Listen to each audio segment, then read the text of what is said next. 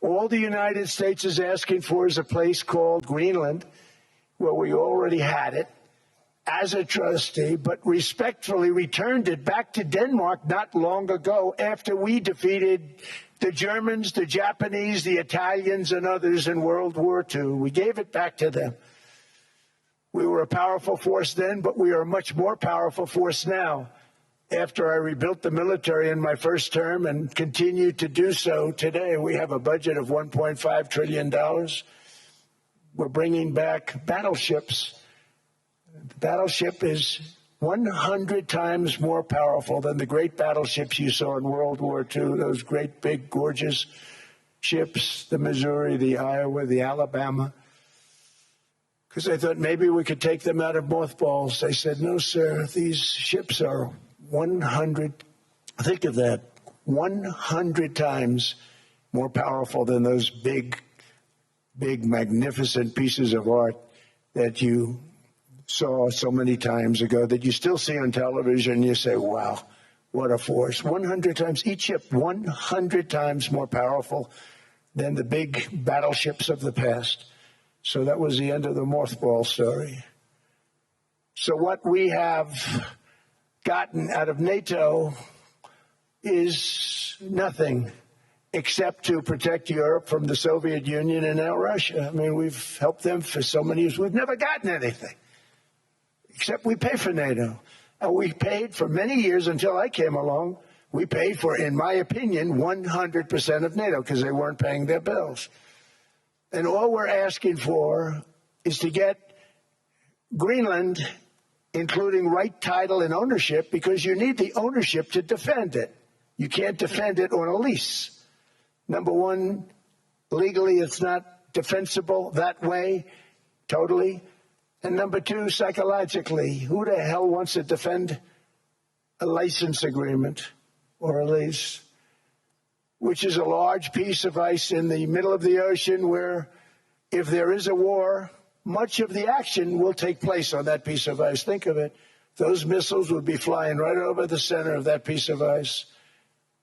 All we want from Denmark for national and international security and to keep our very energetic and dangerous potential enemies at bay is this land on which we're going to build the greatest golden dome ever built. We're building a golden dome that's going to, just by its very nature,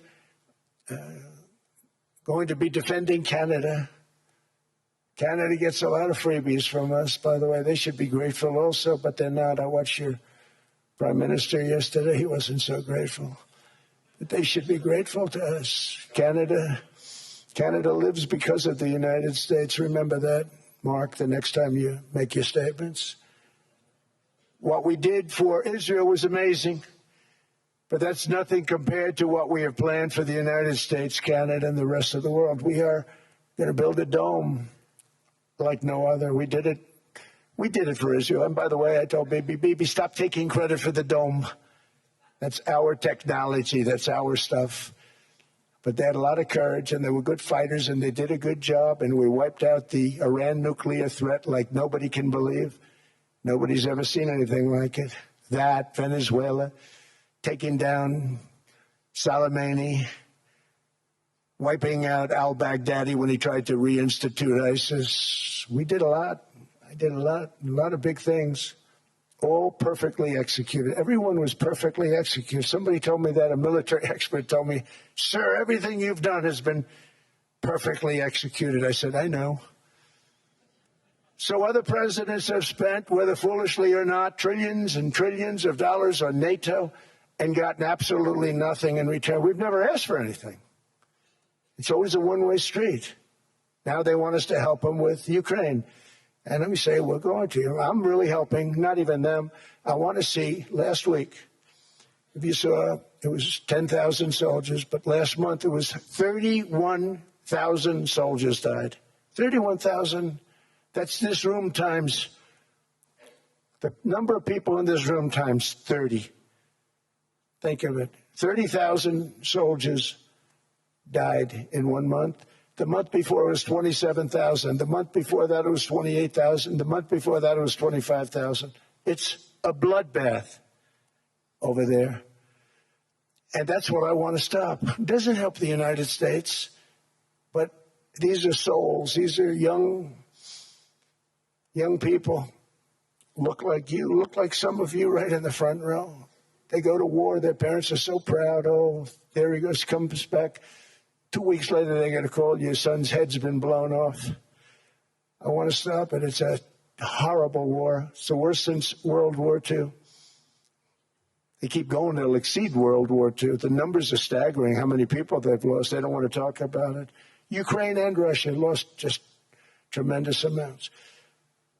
And I'm dealing with President Putin, and he wants to make a deal, I believe. I'm dealing with President Zelensky, and I think he wants to make a deal. I'm meeting him today. He might be in the audience right now. But they got to get that war stopped because too many people are dying, needlessly dying. Too many souls are being lost. It's the only reason I'm interested in doing it.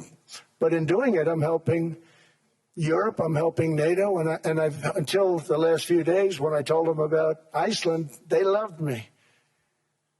They called me daddy, right, last time. A very smart man said, he's our daddy.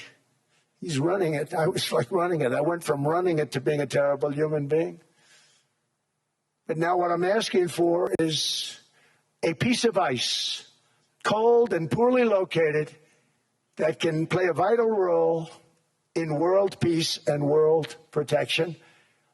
It's a very small ask compared to what we have given them for many, many decades.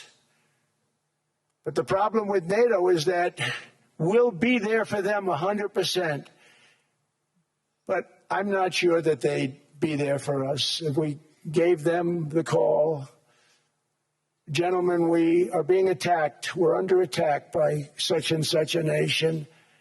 I know them all very well. I'm not sure that they'd be there. I know we'd be there for them. I don't know that they'd be there for us. So with all of the money we expend, with all of the blood, sweat, and tears, I don't know that they'd be there for us. They're not there for us on Iceland, that I can tell you. I mean, our stock market took the first dip yesterday because of Iceland. So Iceland's already cost us a lot of money. But that dip is peanuts compared to what it's gone up. And we have an unbelievable future in that stock. That stock market is going to be doubled. We're going to hit 50,000, and that stock market's going to double in a relatively short period of time because of everything that's happening. But this is a good example. After giving NATO and European nations trillions and trillions of dollars in defense, they buy our weapons. We make the greatest weapons in the world, but now we're going to make them faster, much faster. You saw that. I put a cap on the salaries. Then I put no buybacks, no stock buybacks, no various other things that they were doing. I mean, they were making $50 million, but it would take them 3 years to give you a Patriot missile. I said, that's not good.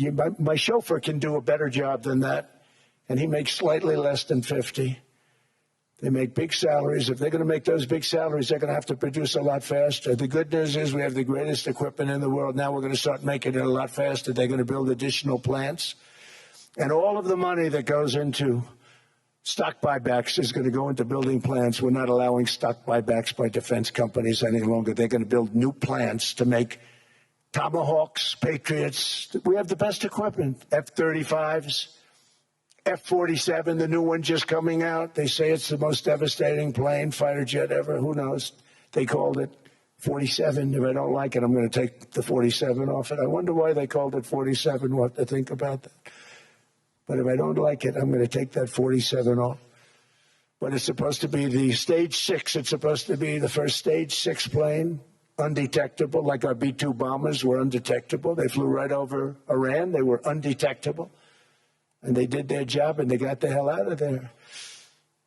So we want a piece of ice for world protection, and they won't give it. We've never asked for anything else, and we could have kept that piece of land, and we didn't. So they have a choice. You can say yes, and we will be very appreciative, or you can say no, and we will remember.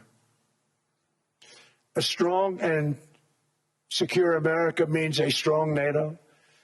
And that's one reason why I'm working every day to ensure our military is very powerful, our borders are very strong, and above all, our economy is strong, because national security requires economic security and economic prosperity, and we have the greatest that we've ever had.